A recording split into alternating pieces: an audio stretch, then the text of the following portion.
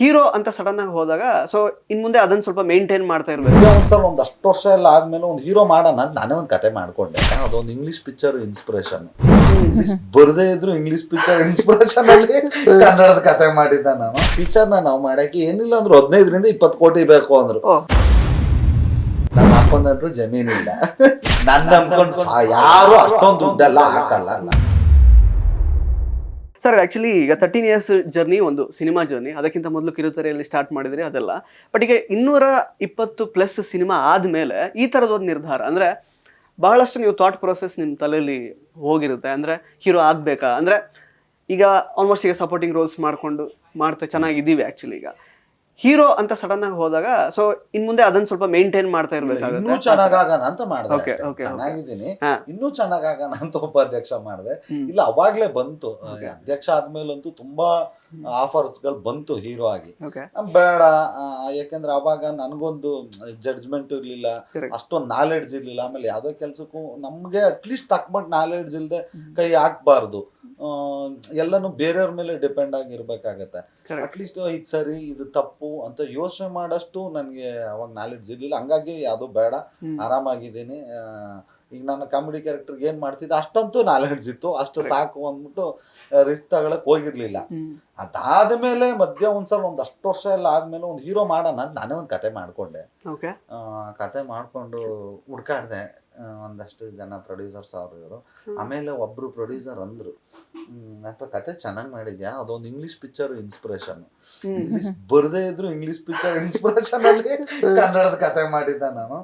ಅವ್ರು ಅಂದ್ರು ಏನ್ ಅನ್ಕೊಂಡಿದ್ಯಾ, ಇದಕ್ಕೆ ಎಷ್ಟು ಖರ್ಚಾಗ್ಬೋದು ಅಂದ್ರೆ ನಾನು ಒಂದು 3 ಕೋಟಿ ಆಗ್ಬೋದು ಅನ್ಕೊಂಡಿದ್ದೀನಿ ಸರ್. ನೀನು ಕತೆ ಮಾಡಿದ್ಯಾ ಅಷ್ಟೇ, ಬಟ್ ಎಷ್ಟಾಗತ್ತೆ ಏನೋ ಅದ್ ನಿಂಗೆ ನಾಲೆಡ್ಜ್ ಇಲ್ಲ. ಈ ಪಿಕ್ಚರ್ನ ನಾವು ಮಾಡಕ್ಕೆ ಏನಿಲ್ಲ ಅಂದ್ರು 15 to 20 ಕೋಟಿ ಬೇಕು ಅಂದ್ರು. ವಾ, 15 to 20 ಕೋಟಿ. ನಮ್ಮ ಅಪ್ಪನಂದ್ರು ಜಮೀನಿಲ್ಲ, ಮಾರಿ ಮಾಡೋಣ ಅನ್ನಕ್ಕೆ. ನನ್ನ ನಂಬ್ಕೊಂಡು ಯಾರು ಅಷ್ಟೊಂದು ದುಡ್ಡೆಲ್ಲ ಹಾಕಲ್ಲ. ಅದಕ್ಕೆ ತೆಗೆದು ಅದನ್ನ ಸೈಡ್ಗೆ ಇಟ್ಬಿಟ್ಟು ತಿರ್ಗಾ ಆರಾಮಾಗಿ ನಾವು ಇದು ಕ್ಯಾರೆಕ್ಟರ್ ಮಾಡ್ಕೊಂಡು ಇರೋಣ ಗುರು ಅಂತ ಮಾಡ್ತಾ ಇದ್ದೆ. ಅಷ್ಟರಲ್ಲಿ ಉಪಾಧ್ಯಕ್ಷ ಬಂತು. ಇದು ಅಲ್ದೆ ಬೇರೆ ಕತೆ ಬಂದಿದ್ರು ಮೇ ಬಿ ಮಾಡ್ತಿರ್ಲಿಲ್ವೇ, ನಾನು ಬೇಡ ಅಂದ್ಬಿಡ್ತಿದ್ದೇನೋ. ಇದನ್ನ ಯಾಕೆ ಒಪ್ಕೊಂಡೆ ಅಂದ್ರೆ ಅಧ್ಯಕ್ಷ ಒಂದು ದೊಡ್ಡ ಹಿಟ್ಟು. ಆಮೇಲೆ ನನ್ನ ಸಿನಿ ಜರ್ನಿನಲ್ಲಿ ಒಂದು ದೊಡ್ಡ ಬ್ರೇಕ್ ಕೊಟ್ಟಂತ ಸಿನಿಮಾ. ಯಾಕಂದ್ರೆ ಅಧ್ಯಕ್ಷ ಆದ್ಮೇಲೆ ನಾನು ಹಿಂತಿರುಗಿ ನೋಡ್ಲೇ ಇಲ್ಲ. 13 ವರ್ಷ ಟ್ರಾವೆಲ್ ಮಾಡಿದ್ದೀನಿ. ಹಂಗಾಗಿ ಅದೇ ಪಾತ್ರ ಈಗ ಅಧ್ಯಕ್ಷ ಅಂದ್ರೆ ಶರಣ್ ಸರ್ ಎಷ್ಟು ಜನ ನೆನ್ಸ್ಕೊಂತಾರೋ, ಆ ಸೈಮಲ್ಟೇನಿಯಸ್ ಆಗಿ ಉಪಾಧ್ಯಕ್ಷ ಅಂತಾನು ನೆನ್ಸ್ಕೊಂತಾರೆ.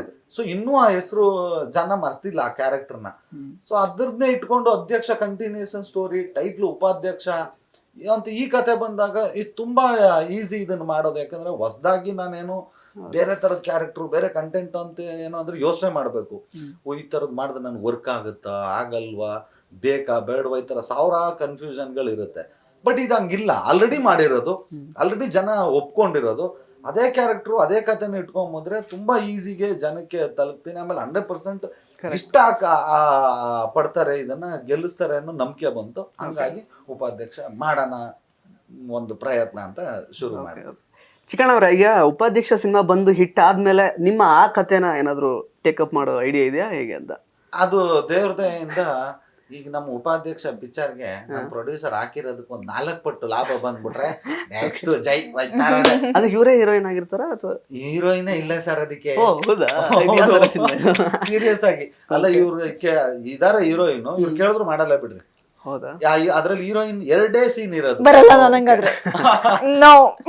ಒಂದು ಆಲ್ರೆಡಿ ಲವ್ ಆಗೋಗಿರುತ್ತೆ, ಒಂದು ಎಲ್ಲ ಮಾತುಕತೆ, ನೆಕ್ಸ್ಟ್ ಕಟ್ ಮಾಡಿದ್ರೆ ಬ್ರೇಕಪ್, ಡಮಾರು. ಇರೋದೇ 4 ಡೈಲಾಗ್ ಹೀರೋಯಿನ್ಗೆ ಇಡೀ ಪಿಕ್ಚರ್ ಲವ್. ಆ ಕಥೆನೇ ಹೀರೋಯಿನ್ ಆಗಾದ್ರೆ ಅದು ಯಾವ್ದು ಹೀರೋಯಿನ್ ಹೀರೋಯಿನ್ ಬಟ್ ಇರೋದೇ ಹಂಗೆ. ಅದು ಒಂಥರ ಕಥೆನೇ ಡಿಫ್ರೆಂಟ್, ಬೇರೆ ತರ ಜಾನರ್ ಕಥೆ ಅದು. ಕರೆಕ್ಟ್.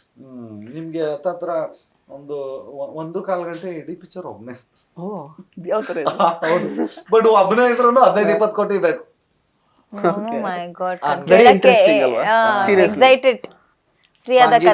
ನೋಡೋಣ, ನಮ್ ಜನ ಆಶೀರ್ವಾದ ಮಾಡಿ ನಮ್ ಪ್ರೊಡ್ಯೂಸರ್ಗೆ ಜಾಸ್ತಿ ದುಡ್ಡು ಬಂದ್ರೆ ನಂದು ಮಾರ್ಕೆಟ್ ಬಿಲ್ಟ್ ಆಗುತ್ತೆ. ಆಗ ಇವ್ ನಂಬ್ಕೊಂಡ್ ಮಾಡ್ಬೋದು ಗುರು ಅಂತ ಬೇರೆ ಪ್ರೊಡ್ಯೂಸರ್ಸ್ ಬರ್ತಾರೆ. ಬಾಗುರು ಅದ್ ಯಾವ್ದೋ ಇದೆ ಅಂತೆಲ್ಲ ಮಾಡೋಣ ಅಂತ. ಹಂಗಾಗ್ಲಿ ನಿಮ್ಮ ಆರೈಕೆ. ಕರೆಕ್ಟ್.